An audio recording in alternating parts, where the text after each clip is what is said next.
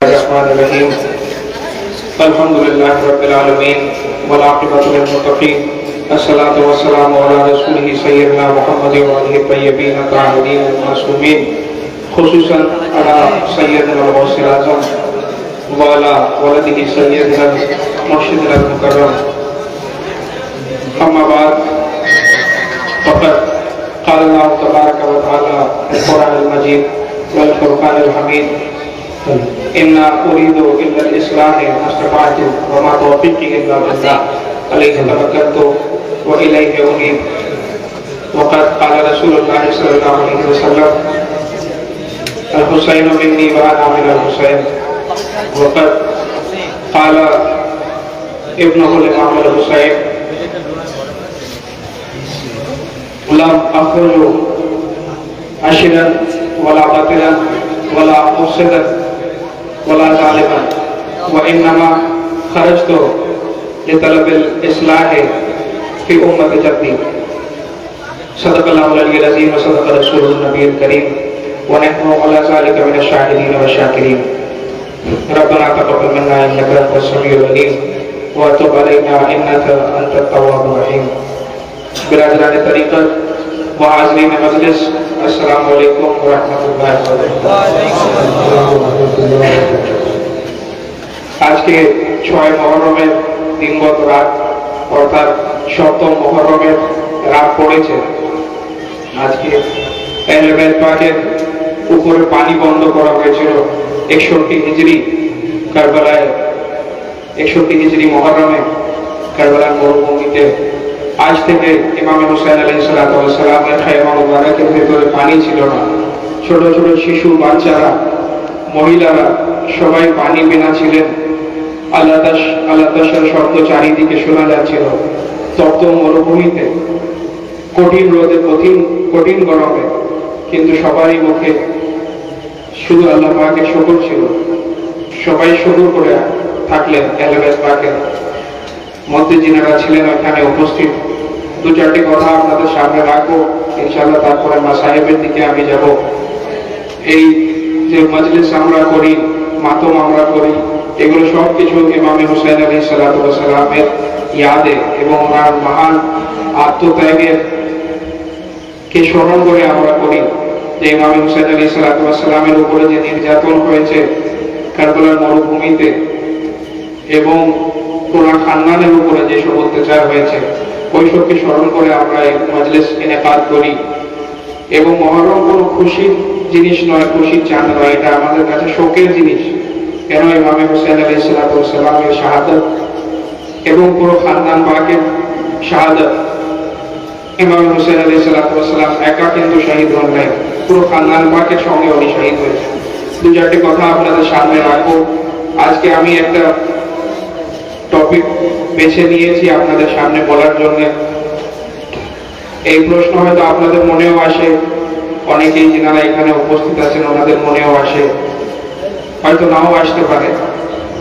আজকে আমি বলতে চাইবো যে ইমামে হাসান আল মুস্তাফা আলাইহিস সালাতু ওয়াস সালাম যে সুলহ করেছিলেন ইয়াজিদের আব্বার সাথে, মাবিয়ার সাথে, এবং ইমামে হুসাইন আলাইহিস সালাতু ওয়াস সালাম কে যে কারবালায় ঢাকা হলো, যুদ্ধ বলা তো এটা ভুল হবে, সর্বসংহার আপনি বলতে পারেন, যে নির্যাতিত ভাবে ওনাদেরকে শহীদ করা হলো। তো এটার কারণ কি? যে ইমামে হাসান আল মুস্তাফা আলাইহিস সালাতু ওয়াস সালাম সুলহ করলেন এবং ইমামে হুসাইন আলাইহিস সালাতু ওয়াস সালাম খরুজ করলেন। উনি মদিনা শরীফ থেকে বাইরে বেরিয়ে গেলেন হাজের উদ্দেশ্যে। হাজ থেকে উনি কুফায় যেতেন। তো এটা কেন? যিনারা আহলে সুন্নাত যিনারা আছেন, কিছু কিছু ওনারা মাবিয়াকে সাহাবী বলেন। ওনারা হয়তো মনে করবেন যে মাবিয়া সঠিক ছিল, এই জন্য ইমামে হাসান বায়াত করেছেন। নাউজুবিল্লাহ মিন যালিক। ওইটা কোনো কারণ ছিল না। বিভিন্ন রকমের কারণ ছিল যে ইমাম পাক সুলহ করলেন এবং ইমামে হুসাইন আলাইহিস সালাতু ওয়াস সালাম ওনাকে যুদ্ধ করার জন্য মজবুর করা হলো। আসলে দুইজনের ক্যারেক্টারের মধ্যে কোনো তফাৎ নাই। যেরকম মাবিয়া ছিল সেরকমই ইয়াজিদ ছিল। 2-4টি কথা আপনাদের সামনে এই বিষয়ে রাখবো। যেমন আমাদের মধ্যেও আছি আমরা ইমামে হাসান আল মুস্তাফা আলাইহিস সালাতু ওয়াস সালামের জন্য ওনাকে স্মরণ করার জন্য হয়তো বছরে 2 বার আমরা স্মরণ করি। 2টা রাত আছে, যেমন ওনার জন্মদিন 15 রমজানে এবং 28 সফর। আর ইমামে হুসাইন আলাইহিস সালামের জিকির প্রায় 2 মাস ধরে হয়। অনেকেই আমাদের মধ্যেও আছেন ওনারা হয়তো ইমামে হুসাইনকে বেশি শ্রদ্ধা করেন, বেশি ভালোবাসেন, যে এইভাবে যে ওনার একটা সানিহা হয়েছে ওনার সাথে, এই কারণেও হতে পারে।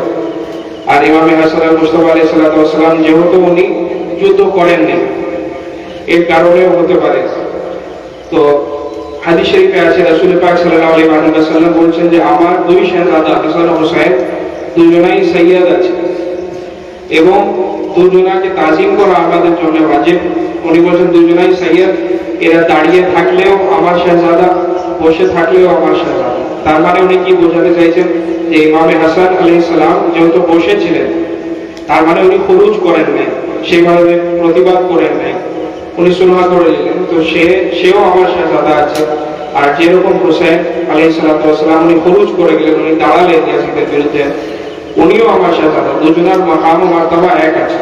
রাসূল পাক সাল্লাল্লাহু আলাইহি ওয়াসাল্লামের হাদিস শরীফ অনুযায়ী বিভিন্ন রিওয়ায়াতের মধ্যে আমরা পাই যে দুইজন ইমাম পাক, ইমামাইন এবং ইমামাইন, ওনাদের মাকাম মারতাবা এক আছে।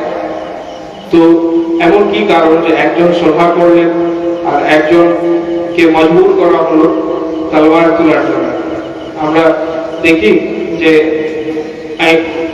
আম্বিয়ায়ে কেরামের মধ্যেও যারা আল্লাহর নবী ছিলেন, রাসূল ছিলেন, ওনাদের মধ্যেও অনেকেই আছে যিনাদের ধরেন ওনারা সরকার গঠন করেন, মানে হেড অফ দ্য স্টেট ওনারা ছিলেন না। যেমন হযরত ঈসা আলাইহিস সালাম, হযরত ঈসা আলাইহিস সালাম হেড অফ দ্য স্টেট হতে পারেন, ওনার কোনো সরকার ছিল না।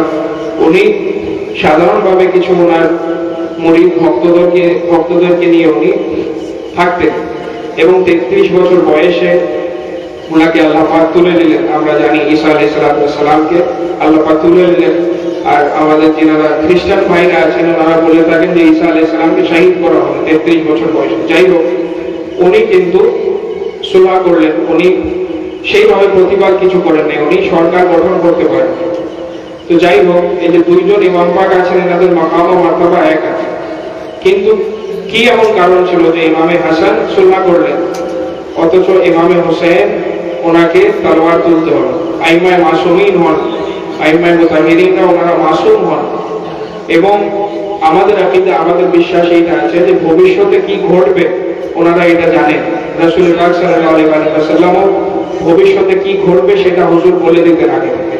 তো আইমায়ে মুতাহিরিনরা জানতেন যে কারবালায় ইমামে হুসাইনকে শহীদ হতে হবে। তো তার আগে ইমামে হাসানও জানতেন নিশ্চয়ই যে আমার ভাইকে শহীদ করবে ছেলে মাবিয়া। তো তার থেকে আগে যদি ইমামে হাসান আলাইহিস সালাম যদি যুদ্ধ করতেন মাবিয়ার সাথে এবং যুদ্ধ করে ওকে যদি শেষ করে দিতেন, তাহলে ইয়াজিদ বসতে পারতো না তাখতে এবং কারবালার ঘটনাটাও হতো না। তো কারণ কি আছে? আসলে কারণ এইটাই যে আইমায়ে মুতাহিরিন বলেন, আউলিয়ায়ে কামিলিন বলেন, আম্বিয়া ও মুরসালিন বলেন, ওনাদের জীবনের যে প্রকৃতি হয়, ওনাদের নেচারে সুলহ পছন্দি আছে। ওনারা সব সময় মানুষকে একত্রিত করার চেষ্টা করেন, মানুষকে ভালোবাসা দেন, মানুষকে একসঙ্গে নিয়ে আসতে চান। কোনো সময় ওনারা হামলা করেন না। মওলা আলী আলাইহিস সালামের জন্য মশহুর আছে যে মওলা আলী আলাইহিস সালাম যখন যুদ্ধে যেতেন তো উনি ওনার যে শত্রু থাকতো তাকে বলতেন যে তুমি আগে আক্রমণ করো, আমি করব না। এরকম বিভিন্ন রিওয়ায়াতের মধ্যে পাওয়া যায়। জঙ্গে সিফিনের মধ্যে মওলা হুকুম করলেন যে না, আগে ওরা তীর ছুড়বে, আমরা আগে তীর ছুড়ব না। আহলে বাইতের সেবা হচ্ছে মানুষকে ভালোবাসা দিয়ে মানুষের সাথে সুলহ করা। এবং আমরা জানি যারা আম্বিয়ায়ে কেরামের মধ্যেও যারা এসেছেন, ওনাদের উম্মতের মধ্যে অনেকেই ওনাদের কথা শুনতেন না। যেমন হযরত নূহ আলাইহিস সালাম, হযরত নূহ আলাইহিস সালাম উনি মানুষকে ইসলামের দিকে দাওয়াত দিতেন, মানুষ ওনার কথা শুনতো না। 650-700 বছর ধরে তাবলীগ করলেন, উনি থাকতে পারলেন না। শেষে উনি অভিশাপ কামনা করলেন যে আল্লাহ এদের উপরে অভিশাপ আনেন, এরা আমার কথা শুনছে না। এরকম বিভিন্ন আম্বিয়া ও মুরসালিন দের যে ওনার উম্মত ছিল, সবাই ওনাদের কথা শুনতো না, কষ্টের মধ্যে ওনাকে রাখতে হতো। তো ওনারা মানুষকে শুধু আবার চেষ্টা করতেন, কিন্তু সব সময় ওনারা সুলহার দিকে যেতেন, মানুষের সাথে যুদ্ধ পাসান করতেন না। হযরত শুআয়ব আলাইহিস সালামের ঘটনা কোরআন পাকের মধ্যে আছে, সূরা হুদের মধ্যে 88 নম্বর আয়াত আপনাদের সামনে আমি পড়লাম কিছুক্ষণ আগে, যে উনি বলছেন যে ইন্না উরিদু ইল্লাল ইসলাহে মাস্তাতাতু, যে আমি চাই যে আমি ইসলাহ করি, আমি সুলহ করি, মাস্তাতাতু যেটা আমার ইস্তেতাআতের মধ্যে আছে, যতটা আমি পারবো, যতটা আমার ক্ষমতার মধ্যে আছে আমি ততটা ইসলাহ করার চেষ্টা করব, সুলহ করার চেষ্টা করব। ওয়া তৌফিকি ইল্লা বিল্লাহ, এবং আমার তৌফিক, আমার ক্ষমতা শুধু আল্লাহর কাছ থেকে। হযরত শুআয়ব আলাইহিস সালাম কিন্তু বলেন নাই যে আমি তলোয়ার নিয়ে বেরোবো। উম্মতের মধ্যে গুনাহগার ব্যক্তিরা আছে, কিন্তু উনি বললেন না যে আমি তলোয়ার নিয়ে বেরোবো। কেন? এটা আম্বিয়া ও মুরসালিনের সেবা নয়। ওনারা সব সময় চান যে মানুষ মানে মিটমাট করে থাকে, সব সময় ওনারা এই চেষ্টা করেন। এর আগেও যারা নবীরা এসেছেন, পেগম্বররা এসেছেন, ওনাদেরও এই সেবা ছিল। এবং আমাদের নবী হযরত মুহাম্মদ মুস্তাফা সাল্লাল্লাহু আলাইহি ওয়াসাল্লাম, যিনি সর্বশ্রেষ্ঠ নবী, ওনার হায়াতে মুবারাকার মধ্যেও যদি আপনি দেখেন, সব সময় রাসূল পাক সাল্লাল্লাহু আলাইহি ওয়াসাল্লাম উনি সুলহার দিকে গেছেন। উনি চেষ্টা করেছেন যে মিট মাংস হয়ে যায় কথাবার্তার মাধ্যমে, আলোচনার মাধ্যমে। যখন রাসূল পাক সাল্লাল্লাহু আলাইহি ওয়াসাল্লাম মদিনা শরীফে আসেন 6 হিজরিতে, তো সুলহে হুদাইবিয়া হয়েছে। আমরা জানি খুব মাশহুর ওয়াকিয়া যে রাসূল পাক সাল্লাল্লাহু আলাইহি ওয়াসাল্লাম উনি কুফারদের সাথে চুক্তি করেছিলেন, একটা সুলহ করেছিলেন। হতো কি, যখন এইদিকে মদিনা শরীফে যখন রাসূল পাক সাল্লাল্লাহু আলাইহি ওয়াসাল্লাম তাশরীফ নিয়ে আসলেন, তো ওনার কয়েক হাজার জন ওনার হাতে বাইত হয়ে সব মুসলমান হয়। তো রাসূল পাক সাল্লাল্লাহু আলাইহি ওয়াসাল্লামের কয়েকজন সঙ্গী সাথীরা ছিলেন, এবং অল্প কিছু জন মক্কাতেও ওনারা মুসলমান হচ্ছিলেন আস্তে আস্তে।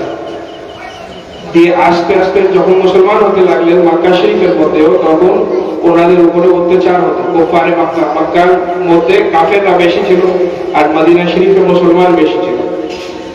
এখান থেকে যদি কেউ হজ করতে যেত তখনও অসুবিধা থাকতো, কাফেররা মেরে দিবে বলে। তো রাসূল পাক সাল্লাল্লাহু আলাইহি ওয়াসাল্লাম দেখলেন যে না, এদের বিরুদ্ধে আমাকে কথা বলতে হবে, কেন আমাদেরকেও হজ করার অধিকার দেওয়া হোক। তো মদিনা শরীফ থেকে রাসূল পাক সাল্লাল্লাহু আলাইহি ওয়াসাল্লাম কয়েকজন নিজের সঙ্গী সাথী, কয়েক হাজার লোককে নিয়ে গেলেন উমরা করার উদ্দেশ্যে।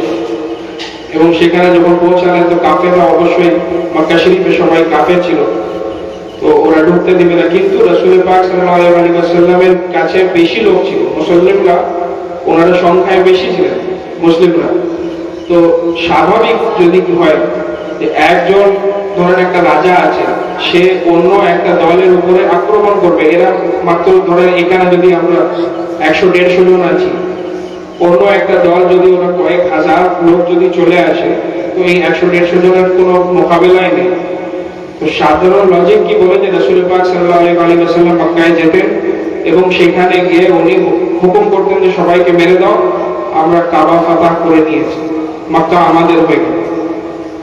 এটাই স্বাভাবিক। তো কেন? কাফেররা মুসলমানদের উপর অনেক অত্যাচার করতো। যখন মক্কায় হুজুর সাল্লাল্লাহু আলাইহি ওয়াসাল্লাম থাকতেন, তো মক্কার মধ্যে খুব জোর 100-150 জন মুসলিম হয়েছিল, তাদের উপর অনেক অত্যাচার হতো। যদি ইতিহাসে আমরা দেখি, পাওয়া যাবে যে কাফেররা অনেক অত্যাচার করতেন মুসলমানদের উপরে। ওদের যখন তখন কাতল করে দেওয়া হতো, ওদের জিনিসগুলোকে কেড়ে নেওয়া হতো, বিভিন্ন রকমের অত্যাচার হতো।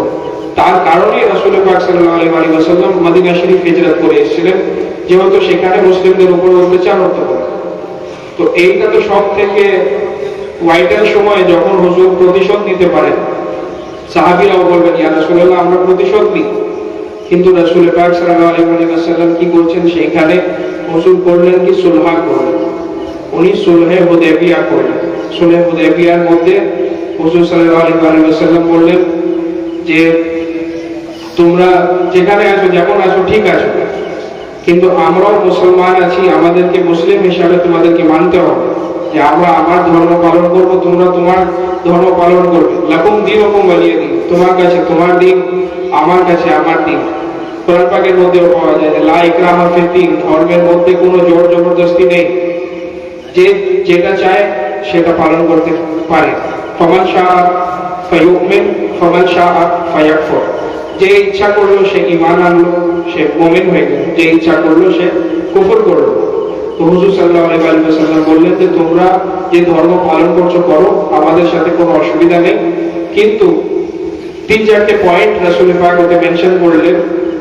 প্রথম পয়েন্ট যে মক্কায় যদি কেউ মুসলমান হয় তো ও আমার কাছে আসবে মদিনায়, মদিনায় আমার কাছে যখন মুসলমান হবে ওকে ফিরত মক্কায় পাঠাবো, তার জীবনের নিরাপত্তা তোমাদের দায়িত্ব। দ্বিতীয় পয়েন্ট, যখন যদি কেউ মদিনা থেকে যদি কেউ মুসলিম যদি ইচ্ছা করে মুশরিক হবে, কাফের হবে, তো সে তোমাদের কাছে চলে যাবে, আমি মক্কায় পাঠিয়ে দেবো সে ব্যক্তিকে। সেটার জন্য হুজুর সেখানে স্বাধীনতা দিচ্ছে, যদি কেউ মনে করে যে সে কাফের হবে সে চলে যাবে। আর তৃতীয়, যে যখন খুশি আমরা মক্কা শরীফে গিয়ে আমরা উমরা করব, হজ করব, আমাদেরকে নিরাপত্তায় উমরা করতে দিতে হবে, হজ করতে দিতে হবে। এবং চতুর্থ পয়েন্ট এটা, 10 বছর পর্যন্ত আমাদের সঙ্গে কুফারে কুরাইশদের শান্তি থাকবে, মানে 10 বছরের মধ্যে তোমরা আমাদের উপরে আক্রমণ করবে না, আমরা তোমাদের উপরে আক্রমণ করব না, এবং আমাদের সঙ্গে যিনারা আছেন, যিনারা আমার সঙ্গী সাথী, তাদের উপরেও কোনো আক্রমণ করা যাবে না, এবং তোমরাও তোমাদের সঙ্গী সাথীদের উপরে আমরাও আক্রমণ করবো না 10 বছর পর্যন্ত। এই চুক্তি হুজুর সাল্লাল্লাহু আলাইহি ওয়াসাল্লাম করলেন, এটাকে বলা হয় সুলহে হুদাইবিয়া। এখানে আল্লাহ পাক কি বলছেন যে ইন্না ফাতাহনা লাকা ফাতহাম মুবিনা, হুজুর সাল্লাল্লাহু আলাইহি ওয়াসাল্লাম কি বলছেন যে অবশ্যই এটা সর্বশ্রেষ্ঠ বিজয় আপনার হলো, ফাতহ মুবিনা। কিন্তু ওরা চুক্তি ভঙ্গ করলো, তো যখন ওরা চুক্তি ভঙ্গ করলো তো ওরা নিজেকে নিজেরই মুখোশ উন্মোচন করে দিল। হুজুর সাল্লাল্লাহু আলাইহি ওয়াসাল্লাম তরবারির মাধ্যমে উনি কিন্তু ইসলামকে ছড়ান নাই, ইসলামের প্রচার করেন নাই রাসূল পাক সাল্লাল্লাহু আলাইহি ওয়াসাল্লাম, উনি ভালোবাসার দ্বারা, মানুষের মহব্বতের দ্বারা ইসলাম ছড়িয়েছে। ঠিক সেই রকমই মওলা আলী আলাইহিস সালামের জীবনেও যদি দেখা হয় তো মওলা আলী আলাইহিস সালামের সাথেও অনেক রকমের নির্যাতন হয়েছে। সব থেকে প্রথম হচ্ছে যে বনি সাকিফায় আমরা জানি যে মওলা আলী আলাইহিস সালামের অধিকার ছিল যে উনি বসতেন খেলাফতের মেম্বারে, কিন্তু ওনাকে সেটা দেওয়া হয়নি, অন্য হযরত আবু বকর উনি খলিফা হয়ে গেলেন। তো কিছু লোকরা আসলেন, ওনারা এসে বললেন যে মওলা এটা তো আপনার অধিকার ছিল, আপনাকে এদের বিরুদ্ধে খুরুজ করা উচিত, আপনাকে বিদ্রোহ করা উচিত। তো মওলা আলী আলাইহিস সালাম বললেন যে না, আমরা সুলহ চাই, আমরা আমান শান্তি চাই মানুষের মধ্যে, আমরা খুরুজ করব না। এবং এসে কে বলল? আবু সুফিয়ান বলল মওলা আলী আলাইহিস সালামকে কি আমি আপনাকে সৈন্য দিব, আপনি এনার বিরুদ্ধে খুরুজ করেন। কিন্তু মওলা বললেন যে না, ওইভাবে আমি চাই না, যদি মানুষ আমাকে না চায় তো আমি সেটা হতে চাই না, মেজরিটি ওনার দিকে আছে, আমি এখনই নতুন নতুন ইসলাম তৈরি হয়েছে, এখনই কি ধ্বংস করে দেবো, এটা আমি চাই না। রাসূল পাক সাল্লাল্লাহু আলাইহি ওয়াসাল্লাম ফাতহে মক্কার সময় যখন এরা চুক্তিটা ভঙ্গ করেছিল কুফারে কুরাইশ, তো হুজুর সাল্লাল্লাহু আলাইহি ওয়াসাল্লাম কি বললেন, যখন চুক্তি ভঙ্গ করলো হুজুর আবার গেলেন মক্কায় নিজের সৈন্যকে নিয়ে, নিজের সঙ্গী সাথীদেরকে নিয়ে, তখনও মানুষ ভাবলো যে এবারে রাসূলুল্লাহ হয়তো তলোয়ার বের করবেন এবং হুজুর হুকুম করবেন যে খড় পুড়িয়ে দাও, এদের আগুন লাগিয়ে দাও, বাচ্চাকে মেরে দাও, সবাইকে কাতলে গালতগিরি করো। এটা হয়তো ভাবলো মুসলমানরা যে আমাদের জয় হয়েছে। কিন্তু রাসূলুল্লাহ সাল্লাল্লাহু আলাইহি ওয়াসাল্লাম কি বললেন, যারা যারা মক্কায় আছে সবারই জানকে আমান দেওয়া হবে, সবাই যে যেখানে আছে সবাই সহি সালামত থাকবে। কোনো কাউকে হুকুম করে নাই রাসূল পাক সাল্লাল্লাহু আলাইহি ওয়াসাল্লাম কি ওকে তুমি কতল করো, অমুক ব্যক্তিকে, 2-4 জন ছাড়া যারা বিশেষ বিশেষ ইসলামের শত্রু ছিল তাদেরকে হুজুর বললেন যে এদেরকে কতল করে দাও, বাকি যারা যারা আছে তাদেরকে হুজুর ক্ষমা করে দিলেন। এমনকি আবু সুফিয়ানকেও রাসূল পাক সাল্লাল্লাহু আলাইহি ওয়াসাল্লাম ক্ষমা করে দিলেন। আমরা যদি নিজেদেরকে সেই জায়গায় রাখি, চিন্তা করে যে যদি আপনার কোনো চাচা হন, খুবই প্রিয় চাচা, এবং তার কলেজা যদি কোনো মহিলা চিবিয়ে খায়, সেই মহিলাকে আপনি ক্ষমা করবেন? হয়তো আমরা করব না। কিন্তু রাসূল পাক সাল্লাল্লাহু আলাইহি ওয়াসাল্লাম রাহমাতুল লিল আলামিন আছেন, উনি বললেন যে আবু সুফিয়ানের বাড়িতে যে যাবে তার জানকেও আমি মাফ করে দিলাম, তাকে তাকেও মাফ করে দিল। অমকের বাড়িতে যদি কেউ চলে যায় তার জানকেও মাফ করা হলো। ফাতে মক্কাতে আল্লাহ পাক বলছেন যে ইন্না ফাতাহনা লাকা ফাতহাম মুবিনা, সব থেকে বড় জয় আপনার হয়েছে। মওলা আলীর সময়ও তাই, যে জঙ্গে সিফিনে দেখা যায়, জঙ্গে সিফিনে মওলা আলী আলাইহিস সালাম মাবিয়ার বিরুদ্ধে যুদ্ধ করছিলেন। প্রথমে মওলা আলী আলাইহিস সালাম খলিফায়ে বরহক, উনি খলিফা ছিলেন, ওনার বিরুদ্ধে বিদ্রোহ করলো কিছু লোক। এবং ওরা কি পয়েন্ট রেজ করলো? এই পয়েন্ট ওদের ছিল যে আপনি হয়তো মাবিয়া যার উসমান, হযরত উসমানে গনিকে যারা কতল করেছে তাদেরকে আপনি বাঁচাচ্ছেন বা তাদের সঙ্গে আপনি আছেন। তো মওলা আলী আলাইহিস সালাম বললেন তাহলে আমরা বসে কথাবার্তার মাধ্যমে আমরা বুঝতে পারবো যে কে কতল করেছে হযরত উসমানকে। কিন্তু না, ওরা বিদ্রোহ করলো মওলার সাথে এবং বারবার ওরা হুকুম করলো যে আমরা যুদ্ধ করব। মওলা বললেন যে না ঠিক আছে, যখন শুনছে না তখন দিফা করা, নিজেকে ডিফেন্ড করা খুবই প্রয়োজন। রাসূল পাক সাল্লাল্লাহু আলাইহি ওয়াসাল্লাম যত যুদ্ধ করেছেন নিজের হায়াতে মোবারকায় সব কিন্তু নিজের ডিফেন্সে করেছেন। কোন যুদ্ধ রাসূল পাক সাল্লাল্লাহু আলাইহি ওয়াসাল্লাম নিজে থেকে করেন না। বিভিন্ন লোকেরা হয়তো বলে থাকে যারা ইসলামের শত্রু, তারা বলে থাকে যে ইসলাম তরবারির মাধ্যমে ছড়িয়েছে, কিন্তু তা নয়। রাসূলুল্লাহ কোনোদিন কোন যুদ্ধকে অ্যাটাক উনি করেন না, উনি সবসময় ডিফেন্স করেছেন। তো মওলা আলী আলাইহিস সালামের সঙ্গেও যখন জঙ্গে সিফিনে মওলার কমান্ডার ছিলেন উনি মালিক আল আশতার, একদম মাবিয়ার খায়মার পাশে চলে গেছে, মাবিয়া তাবুর কাছে। এবারে গিয়ে মাবিয়াকে উনি কতল করবেন, শহীদ করবেন, মাবিয়াকে কতল করবেন, ফিনাল করবেন, ফিনালে জাহান্নাম করবেন, চলে গেছে। সেই সময় কি হলো, এরা দেখলো যে মাবিয়া তো আর বাঁচবে না। মাবিয়ার সৈন্য বেশি ছিল, মওলার সৈন্য কম ছিল, তাও মওলা ওতে জিতে যাচ্ছে। শেষে কি করলো, এরা মাবিয়ার ভক্তরা কোরআন পাককে তুলে নিল মল্লমের উপর এবং বলল যে আমরা কোরআন থেকে ফয়সালা করব যে কে সঠিক আছে, কে সহি খলিফা, কে সঠিক খলিফা, আমরা কোরআন থেকে ফয়সালা করব। অন্য কোনো ব্যক্তি হলে এটা কোনোদিন মানত না। আমি মওলা আলী আলাইহিস সালাম সব সময় বলে আসতেন যে আমরা কথাবার্তার মাধ্যমে আমরা বসতে চাই।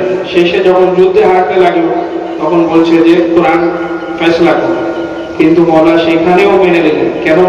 মওলা সুলহ চান।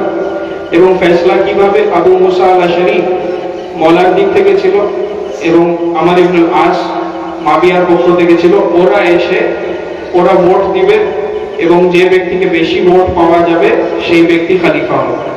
কোথায় মওলা আলী আলাইহিস সালাম, কোথায় মাবিয়া? অন্য কেউ ব্যক্তি হলে বলতো যে আমি তো গদিতে বসে আছি, ওই সাধারণ ব্যক্তি, ওর সাথে আমার কিসের তুলনা, সাধারণ মানুষ কি ডিসাইড করবে, আমি তো খলিফা হয়ে গেছি। কিন্তু মওলা আলী আলাইহিস সালাম সেটার জন্য মেনে নিলেন। উনি বললেন যদি অধিকাংশ মানুষ ওকে চায় তো আমার কোনো অসুবিধা নেই, সেখানেও একটা কিছু সেটেলমেন্ট হবে না। সব সময় আইম্মায়ে মুতাহিরিনদের মধ্যে এটা পাওয়া যায় যে ওনারা সব সময় সুলহ পছন্দ ছিলেন, মানুষের সাথে সব সময় সুলহ করার চেষ্টা করেছেন, মিটমাট করার চেষ্টা করেছেন। ইমামে হাসান আল মুস্তাফা আলাইহিস সালামের উপরেও বিভিন্ন রকমের নির্যাতন হয়েছে। ইমামে হাসান আলাইহিস সালামের মাদাইন বলে এক জায়গায় মওলার উপরে আক্রমণ করা হয়েছিল এবং ওনার পায়ে তরবারির আঘাত করা হয়েছিল, মওলার উপরে অনেক অত্যাচার করা হয়েছিল, ওনার সৈন্যকে কিনে নেওয়া হয়েছিল। কিন্তু মওলার কাছে সৈন্যও বেশি ছিল। ইমামে হাসান আলাইহিস সালামের কাছে কয়েক হাজার সৈন্য ছিল এবং ইমামে হুসাইন আলাইহিস সালামের কাছে মাত্র ৭২ জন। কিন্তু তাও মওলা হাসান উনি সুলহ করেন আর ইমামে হুসাইন উনি সুলহ মওলার চেষ্টা করেছে, কিন্তু ওনার সঙ্গে যুদ্ধ করা হবে। কারণ হচ্ছে যে মওলা হাসান বলছেন যে আমার কাছে হাজার হাজার সৈন্য হতে পারে, কিন্তু ওদের মন এক নেই, একতা নেই ওদের মধ্যে। কিন্তু ইনারা যে ৭২ জন আছেন ইমামে হুসাইন আলাইহিস সালামের কাছে, ওনাদের মনে একতা আছে। ওই রকম যদি ৭২ জন, এটা মহাত্মা গান্ধী বলছেন যে ইমামে হুসাইন আলাইহিস সালামের সঙ্গে যেরকম ৭২ জন সঙ্গী সাথী ছিল, যদি আমার কাছে থাকতো তো আমি ভারতের জন্য স্বাধীনতা ২৪ ঘন্টার মাধ্যমে আমি ব্রিটিশের কাছ থেকে ভারতের স্বাধীনতা নিয়ে নিতে পারতাম। কিন্তু সেই রকম সঙ্গী সাথী ইমামে হাসানের কাছেও ছিলেন না এবং মওলা আলী আলাইহিস সালামের কাছেও ছিল না, এবং রাসূল পাক সাল্লাল্লাহু আলাইহি ওয়াসাল্লামের সাহাবীদের মধ্যেও মুনাফিক ছিলেন। সেই রকম সঙ্গী সাথী যে ইমামে হুসাইন আলাইহিস সালামের কাছে ছিলেন, অন্য কোনো আইমায়ে মুতাহিরিনদের মধ্যে কারো কাছে ছিলেন না, যার জন্য মওলা এগিয়ে গেলেন। তো ইমামে হাসান কেন সুলহ করলেন? যে মাবিয়া প্রকাশে রাসূল পাক সাল্লাল্লাহু আলাইহি ওয়াসাল্লামের বিরুদ্ধে বলতো না, হয়তো প্রকাশ্যে বলতো না, মনের ভিতরে বলছিল, কিন্তু ইয়াজিদ কি ছিল আমরা ইতিহাসে পাই। যখন ইমামে হুসাইন আলাইহিস সালামের কাটা মস্তক ওর সামনে নিয়ে আসা হয়, সে মারদুদ একটা ছড়ি নিয়ে বেয়াদবি করছিল ইমাম পাকের সাথে, তখন সে বলছে যে কোনো ওয়াহী আসে নাই, নাউজুবিল্লাহ মিন যালিক, কোনো ওয়াহী আসে নাই, কোনো জিবরিল আসে নাই, এবং মুহাম্মদ সাল্লাল্লাহু আলাইহি ওয়াসাল্লাম উনি নাউজুবিল্লাহ নাকি উনি একটা ভণ্ডামি করেছেন, নাউজুবিল্লাহ, কোনো ইসলামের উপর ওর বিশ্বাস ছিল না, প্রকাশ্যে সেই শরীয়তকে পামাল করছিল, বরবাদ করছিল। শুক্রবারের নামাজ সে বুধবারের দিন পড়াচ্ছিল, মদ্যপান করে থাকতো, হারামকে হালাল, হালালকে হারাম করছিল। সেরকম ব্যক্তিকে কোনোদিন খলিফা হিসাবে মানা যাবে না। এই জন্যে ইমাম হুসাইন আলাইহিস সালাম উনি বেরোলেন এবং উনি বলছেন যে লা মাখরুজ, আমি বেরোই নাই, আশিরা, আমি কোনো অহংকারের জন্য বেরো নাই, বাতেরা বা আমি লোক দেখানোর জন্য আমি বেরোই নাই, ওয়ালা মুফসিদান ওয়ালা জালিমান, এবং আমি ফাসাদ করার জন্যও বেরোই নাই, এবং আমি অত্যাচার করার জন্যও বেরোই। আমি কেন বেরিয়েছি?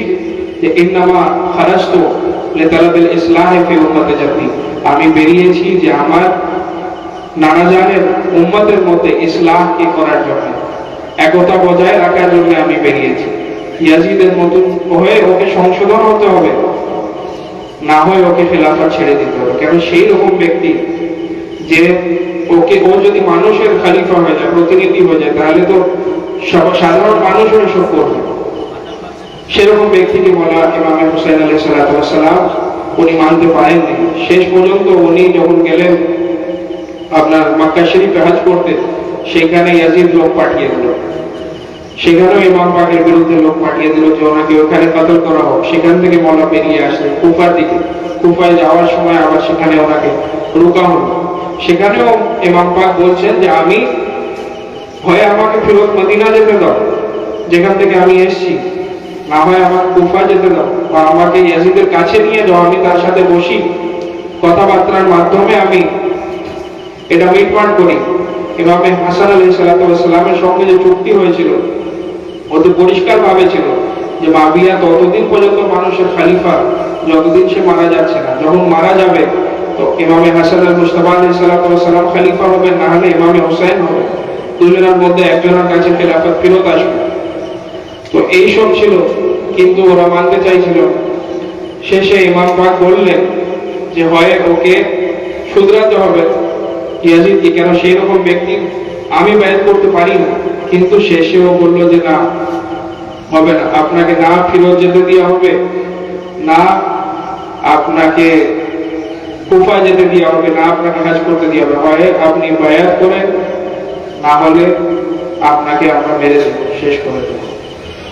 শেষ পর্যন্ত প্রথম মুহররম থেকে নিয়ে প্রত্যেক দিন ইমাম হুসাইন আলাইহিস সালাম উনি চেষ্টা করেছেন কথাবার্তার মাধ্যমে আমর ইবনে সাদের সঙ্গে, হযরত হুরের সঙ্গে বসতেন, মওলা বসে কথাবার্তার মাধ্যমে একটা সুলহ বের করার চেষ্টা করেছেন। এখন আমরা আমাদের কারেন্ট অ্যাফেয়ার্সের মধ্যেও দেখা যেতে পারে যে একটা সুলহ হয়েছে ইরান এবং আমেরিকার মধ্যে, সময় লাগে, মাঝে লোক বসতে হয়, অনেক টাইম লাগে। এই 10 দিন ধরে ইমাম হুসাইন আলাইহিস সালাম উনি সুলহ করার চেষ্টা করেছেন। উনি বলেছেন যে একটা মিডল গ্রাউন্ডে আসো, হয় আমার কথাটা তুমি শুনো যে আমি কেন ওর বায়াত করছি না, কিন্তু ওরা কোনো মতেই শুনে না। শেষ পর্যন্ত আশুরা পাকের রাত্রেও ইমাম পাক বসেছেন, কিন্তু ওরা শুনতে চায় না।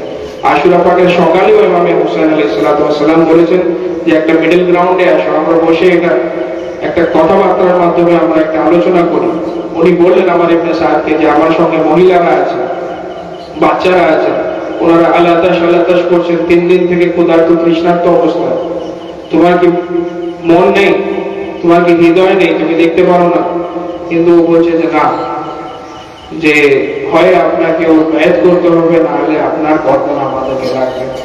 যখন বলার ছিল তখন ইমাম পাক আর মেরে দিলেন না। উনি বললেন যে হ্যাঁ হার মিন্নাজিল্লাহ, বললেন যে আমাদের প্রকৃতিতে, আমার নেচারে এটা নেই যে আমি কারো অপমানকে আমি মেনে নিতে পারি। আমাদের আহলে বাইতের খানদানের জন্য, আমাদের জন্য অপমানিত হওয়া এটা আমাদের জন্য না, এবং আল্লাহ পাকও চাইবেন না যে আমি অপমানিত হই তোমাদের মতো সাধারণ ব্যক্তির কাছে।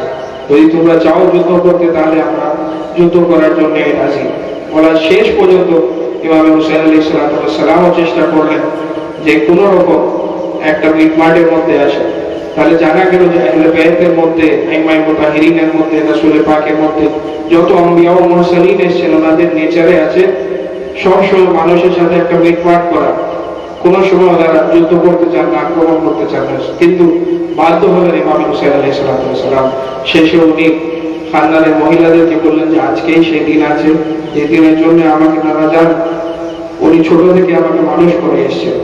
হযরত যায়েনব সালামুল্লাহি আলাইহা উনি বুঝতে পারলেন যে এই দিনই আজকে, যে দিনের কথা রাসূল পাক সাল্লাল্লাহু আলাইহি ওয়াসাল্লাম বলেছিলেন। যখন ইমাম হুসাইন আলাইহিস সালাম মদিনা শরীফ থেকে বেরিয়ে যাচ্ছেন, তখন হযরত আব্দুল্লাহ ইবনে ওমর বলছেন যে ইমাম পাক আপনি যান না, আপনি যদি কুফায় চলে যান তাহলে ওরা আপনাকে মেরে ফেলবে। আমি কুফাবাসীদেরকে চিনি, ওরা এক কথা বলে এক কাজ করে, আপনি সেখানে যান না। তো ইমাম পাক বলছেন আমি জানছি যে আমাকে শহীদ হতে হবে, কিন্তু এই কারণেই আমি যাচ্ছি, আমার মকসদ হচ্ছে শহীদ হওয়া। আমার মকসদ না যে আমি খলিফা হব বা আমি দুনিয়ার অর্থ করবো, সেটা আমার মকসদ না। আমার মকসদই হচ্ছে শাহাদাত। তখন ইমামে হুসাইনকে জিজ্ঞাসা করলেন হযরত আব্দুল্লাহ ইবনে ওমর, তাহলে ইমাম পাক বলা আপনি খানদানের মহিলাদেরকে কেন নিয়ে যাচ্ছেন, খানদানের বাচ্চাদেরকে কেন নিয়ে যাচ্ছেন বলা? তখন ইমামে হুসাইন আলাইহিস সালাম বলছেন যে যেইভাবে আমার নানা জানের ধর্মকে আমি রক্ষা করছি, আমি পুনর্জীবন দান করছি, সেরকম আমার শাহাদাতকে রক্ষা করবেন আমার বোন, ও আমার শাহাদাতকে পুনর্জীবন দিবেন আমার বোন। আমার পরে আমার খানদানের রক্ষার জন্য আমার বোন থাকবেন, এবং আমার যে শাহাদাত এর আসল পেগাম কি আছে সেটা মানুষের সামনে উনি তুলে ধরবেন। আজকে আমি জিকির করতে চাইবো জনাবে ওনা মুহাম্মদ সাল্লাল্লাহু আলাইহি ওয়া, যে ওনারা হযরত যায়েনব সাল্লাল্লাহু আলাইহার শাহজাদা দুইজন, যিনারা কারবালার মরুভূমিতে ছিলেন ইমাম হুসাইন আলাইহিস সালামের সঙ্গে। 3 দিন থেকে ক্ষুধার্ত তৃষ্ণার্ত অবস্থায় ওনারা কারবালায় ছিলেন, এবং রিওয়ায়েতে পাওয়া যায় যে একজনের বয়স 12 বছর, একজনের 14 বছর বয়স ছিল। তো একে করে যখন থেকে যুদ্ধ আরম্ভ হয়েছে, ইমাম হুসাইন আলাইহিস সালামের সঙ্গীরা যাচ্ছেন, সবাই শহীদ হয়ে আসছেন, ওনার দাসরা যাচ্ছেন, শহীদ হয়ে আসছেন। আস্তে আস্তে খানদানে আহলে বাইতের সময় আসে যে ওনাদের মধ্যে যেতে হবে। তো হযরত যায়েনব সালামুল্লাহি আলাইহা উনি নিজের শাহজাদাদেরকে বললেন যে আলী আকবরের আগে তোমাদেরকে শহীদ হতে হবে, কাসেমের আগে যেন তোমরা শহীদ হও। আমি কাল কিয়ামতের দিন আমার আব্বাজানের সামনে আমি মাথা উঁচু করে যেতে চাই। উনি পাঠালেন 2 শাহজাদাকে ইমাম হুসাইনের কাছে, ইমাম হুসাইন থেকে ইজাজত নেবার জন্য, কিন্তু মাওলা হুসাইন ওনাদেরকে ইজাজত দিচ্ছেন না, বারবার ফিরিয়ে দিচ্ছেন, বলছেন যে তোমরা তোমার মায়ের কাছে থাকো, ওনাকে রক্ষা করো, তোমাদেরকে এখানে আসতে হবে না। যখন বলার ছিল ওনারা ফেরত গেলেন জনাবে যায়েনবের কাছে, এবং জনাবে যায়েনব বেরিয়ে আসলেন এবং ইমাম হুসাইনের কাছে গিয়ে বললেন যে জাঙ্গে সিফিন কি আপনি ভুলে গেছেন ভাইজান? তো ইমাম হুসাইন বলছেন আমার মনে আছে। তখন হযরত যায়েনব বললেন যে জাঙ্গে সিফিনে আব্বাসের বয়স কত ছিল? হযরত আব্বাস আল-আমদার মাত্র 13 বছরের ছিলেন যখন জাঙ্গে সিফিনে উনি ছিলেন। উনি বললেন যখন আব্বাস যুদ্ধ করতে গেলেন, তো আব্বাজান মওলা আলী কত খুশি হয়েছিলেন, কত খুশি করে ডাক দিচ্ছিলেন, আপনি ভুলে গেছেন? তো ইমাম হুসাইন বললেন আমার মনে আছে আব্বাসকে, আব্বাস 13 বছরের ছিল এবং সিফিন জয় করেছে। তো উনি বললেন আমিও চাই যে আমার শাহজাদাদেরকে আমি আল্লাহ রাহে আমি কুরবান করব, আপনি এদেরকে ফেরত পাল্টান না। কালকে কিয়ামতের দিন আমি আব্বাজানকে কি মুখ দেখাবো যে আলী একবার শহীদ হয়ে গেল এবং আমার ছেলেরা জীবিত থাকলো? এটা আমি হতে দিতে চাই না। বারবার ইসরার করার ফলে বলা, তখন ওনাদেরকে পারমিশন দিলেন এবং ওনারা বললেন যে আমাদের নানা হচ্ছেন হায়দারি কাররার, এবং আমাদের দাদা হচ্ছেন হযরত জাফর তাইয়ার, আমরা সেই বংশের আছি, এইভাবেই আমরা লড়বো বাবাজান। কিন্তু দুইজন মাসুম, ওনারা দুইজনে চাপলেন ঘোড়ায় এবং একসাথে রুখসাত হলেন। একজন মেহমানের দিকে গেলেন, একজন মেসারার দিকে গেলেন এবং কয়েকশো কাফেরদেরকে ওনারা ফিনার করলেন। কিন্তু 3 দিন থেকে ক্ষুধার্ত অবস্থায়, তৃষ্ণার্ত অবস্থায় ছিলেন। এতে একজন বলল যে আমি অনকে শেষ করে দিব, আজকে জাইনাবের কলেজায় আমি ছিদ্র করব। সে বলল উনি হযরত অনকে মারল এবং হযরত অন পড়ে গেলেন এবং শহীদ হয়ে গেলেন। তার পাশেই হযরত মুহাম্মদও ছিলেন, উনি আসলেন সঙ্গে সঙ্গে এবং ওনাকেও একজন তরবারির আঘাত করে শহীদ হলেন। উনি শহীদ হয়ে গেলেন এবং ওনারা ডাক দিলেন ইমাম হুসাইন আলাইহিস সালামকে, আসসালামু আলাইকা ইয়া আবু আব্দুল্লাহ হুসাইন। ইমাম হুসাইন আলাইহিস সালাম আসলেন এবং এসে দুই শাহজাদার লাশকে কিভাবে উনি নিয়ে যাবেন জনাবে জাইনাবের কাছে, ওনার বোনের কাছে, ওনার দুটো ছেলে, জওয়ান ছেলে দুটোকে। ইমামে হুসাইন আলাইহিস সালাম লাশ পাক নিয়ে গেলেন, কিন্তু ইমামে হুসাইনের বোন জনাবে জাইনাব সালামুল্লাহি আলাইহা উনি কিন্তু ক্রন্দন করেন নাই। ইতিহাসে পাওয়া যায় রিওয়ায়াতের মধ্যে যে উনি কিন্তু ক্রন্দন করেন নাই ওনার দুই শাহজাদা যখন আসলেন। কেন? উনি বলতেন যে আমার ভাইয়া হুসাইনের থেকে বেশি শোক আর কারো নেই আমার। উনি না কারবালায় আক্রমণ করেছেন হযরত মুহাম্মদের জন্য, না শামে, এবং ফিরোজ যখন কারবালা আসলেন তখনও কিন্তু উনি জনাবে মুহাম্মদের জন্য ক্রন্দন করেন নাই। উনি বললেন যে আমি আল্লাহর রাহে যেটা দিয়ে দিয়েছি তার জন্য আমি কোনোদিন আফসোস করব না। যখন ওনারা রেহা হয়ে গেলেন, যখন মদিনা শরীফে গেলেন, মদিনা শরীফে যখন ওনার বাড়িতে পৌঁছালেন তখন জনাবে মুহাম্মদের দুটো জায়নামাজ দেখলেন। ওটা দেখার পরে উনি নিজেকে রাখতে পারলেন, অঝর নয়নে ক্রন্দন করতে লাগলেন যে আমার মুহাম্মদ, তুমি আমাকে ছেড়ে চলে গেলে, আমি খুব আফসোস করলাম, কিন্তু আমার ভাইজানকে কান্দার জন্য কেউ ছিল না, এই জন্য আমার ভাইয়ার আফসোসে আমি ক্রন্দন করছিলাম, তোমাদের উপরে ক্রন্দন করার আমি সময় পাইনি। কি জুলুম অত্যাচার হয়েছে আহলে বাইত পাকের সাথে। আল্লাহ পাক আমাদেরকে তৌফিক দেন যেন ওনাদের দুঃখ কষ্টকে মনে করে আমরা চোখের অশ্রু ফেলতে পারি এবং ওনাদের খুশিতে আনন্দিত হতে পারি, ওনাদের দুঃখে দুঃখিত হতে পারি এবং ওনাদের দেখানো পথের উপরে চলতে পারি, ওনাদের জীবন থেকে আমরা কিছু শিক্ষা নিতে পারি। আল্লাহ পাক আমাদের যারা যারা এখানে উপস্থিত আছেন, হুজুর বিমারে কারবালার সাথে যারা অসুস্থ আছেন তাদেরকে শেফায়ে কুল্লিয়া দাও, এবং যাদের বিয়ে হচ্ছে না হুজুর সাইয়্যিদ সাহেব মিয়ানের সাথে তাদের ভালো জায়গায় বিয়ে হয়ে যায়। যে বোনদের অলাদ হচ্ছে না, হযরত ইলিয়াস আলাইহিস সালামের সাথে তাদের নেক ও সালেহ অলাদের জন্য আল্লাহ, এবং আমরা যারা যারা এখানে যে মনোকামনা ইচ্ছা আকাঙ্ক্ষা নিয়ে এসেছি হুজুর पंजतन पाक के सकता है, हज़रत पंजतन पाक के सकता है, उसने वैसे पाक के सकता है, शेटा पूर्ण हो, शेटा कबूल मकबूल है। वाखिर दावाना अल्हम्दुलिल्लाहि रब्बिल आलमीन, ला इलाहा इल्लल्लाह।